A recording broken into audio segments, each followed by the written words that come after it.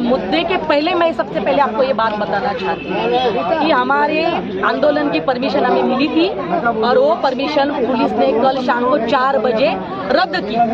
हमने हमारे मांगों में खाली हमने एक ही एक्स्ट्रा मांगी थी, वो है मांगे पुलवामा हमला की SIT जांच में। जैसे ही वो मांग लेके अशोक भाई अमित शाह के ऑफिस में लेटर देने के बाद तुरंत 2 घंटे के बाद हमें पत्र मिला कि आपके आंदोलन की परमिशन कैंसिल हो गई। अब मैं हमारे मांगे आपको बता देती हूँ। सबसे पहले हमारी मांग है कि भ्रष्टाचार के खिलाफ जो सक्षम लोकपाल और हर राज्य में लोकायुक्त होना चाहिए। फिर दूसरी मांग है हमारी सारे राजनीतिक दल RTI के दायरे में आना चाहिए। तीसरी हमारी मांग है जो देश बेच रहे केंद्र सरकार राष्ट्रीय मुद्रीकरण जो नीति है उसे रद्द करना चाहिए। चौथी हमारी मांग है कि महंगाई कम करने के लिए जीवन आवश्यक वस्तुओं के ऊपर का GST का स्लैब हटा देना चाहिए। पांचवी हमारी मांग है केंद्र सरकार खुद ही बोल रही है कि पेट्रोल डीजल और प्राकृतिक गैस ये हम लोग GST के दायरे में लाने के लिए तैयार है। अगर बीजेपी की सरकार 19 राज्य में है, आप वाला भी बोल रहे हैं कि हम भी तैयार है, आप वाले की सरकार 2 राज्यों में है, मतलब 22 राज्य अगर तैयार है तो इसे क्यों नहीं हो रहा है? ये जुमला है, ये क्यों जल्दी नहीं हो रहा है? अगर ये करने को रेडी है, ये आप करने के लिए तैयार है तो ये आपको करना चाहिए। पांचवी हमारी मांग है केंद्रीय कृषि मूल्य आयोग को स्वायत्ता दर्जा मिलना चाहिए। MSP अधिनियम कानून होना चाहिए। फिर हमारी जो लास्ट वाली मांग है शिक्षा का राष्ट्रीयकरण करें और लोकसभा का चुनाव बैलेट पेपर पे होना चाहिए। और इस मांग के लिए हमने 2 दिन पहले एक ही मांग एक्स्ट्रा ली, वापस मैं दोबारा दोहराना चाहती हूँ। पुलवामा जो हमला हुआ है जो उसकी जांच SIT के तहत होनी चाहिए, ये हमने मांग ली। हमारी परमिशन कैंसिल हो गई। मैम, जब आप ये देख रहे हैं कि तमाम जो स्थितियां अभी देश के अंदर में बनी हुई है और ऐसे में जब आप एक नया आवाज उठाने के लिए कोशिश कर रही हैं और जैसा आपने भी जिक्र किया कि कल ही पुलवामा वाला जो आपने SIT की मांग करी तो आपका ये कैंसिल हो गया, तो क्या ऐसे में लगता है कि जिस तरीके से आप ये अनिश्चितकालीन धरना का सहारा ले रहे हैं ये शांतिपूर्वक चल पाएगा?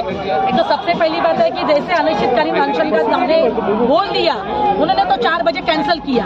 अभी वैसे भी उसके बाद अशोक सब्बन जी पुलिस स्टेशन में गए, उन्होंने बोला हमारे लोग आए हुए हैं, कम से कम हमें 4 घंटा बैठने दीजिए।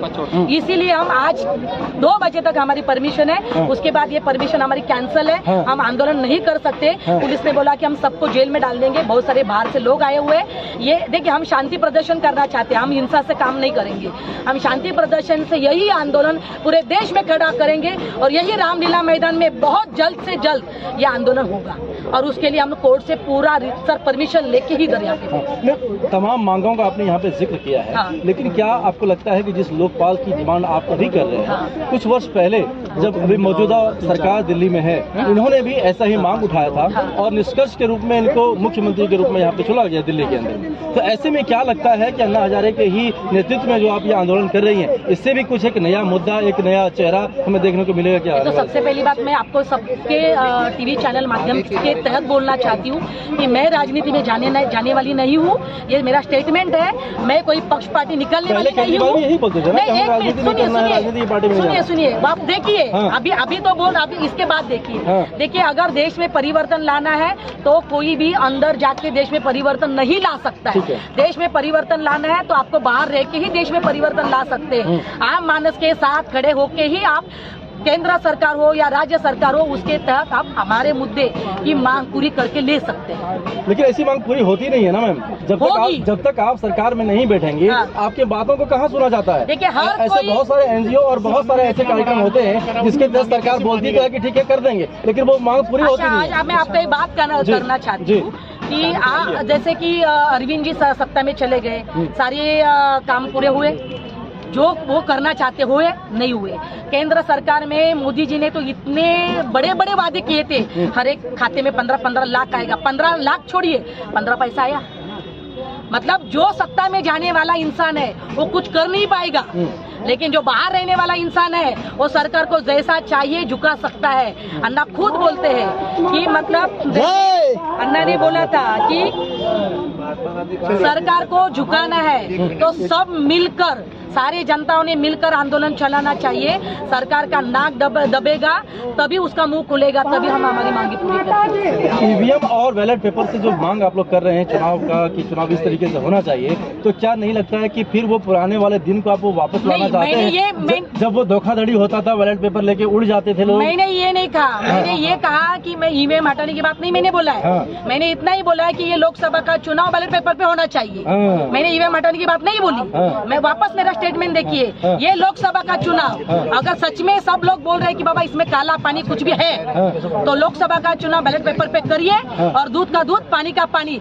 कम से कम विश्वास तो दिलाइए जनता में, विश्वास तो दिलाए। बैलेट पेपर पे चुनाव तो लड़िए। तो बैलेट पेपर से फिर वही जंगल राज लाना चाहते हैं ना, क्योंकि बैलेट पेपर तो लेके आदमी भाग जाते थे, फिर वहाँ से छाप के वो पहुँचा देते थे। जंगल राज है ना, जंगल राज बहुत कुल मिलके 1, 2, 3, 4 जगह होता होगा, लेकिन ईवीएम से अभी जैसे कि अमेरिका सरकार ने उन्होंने क्या बोला कि अगर ईवीएम को कोडिंग हो सकती है तो ईवीएम को डिकोडिंग भी हो सकती है। अगर आसमान में जो यंत्र हमने ऊपर भेजा हुआ है उसको ऊपर बना भेजा हुआ यंत्र खराब होने के बाद उसको नीचे बैठ के हम लोग उसको रिपेयर करते हैं। तो ईवीएम तो सिंपल बात है। और ईवीएम की कोडिंग किसके हाथ में होती है? किसके हाथ में होती है? चुनाव आयोग के हाथ में होती है। चुनाव आयोग किसका है?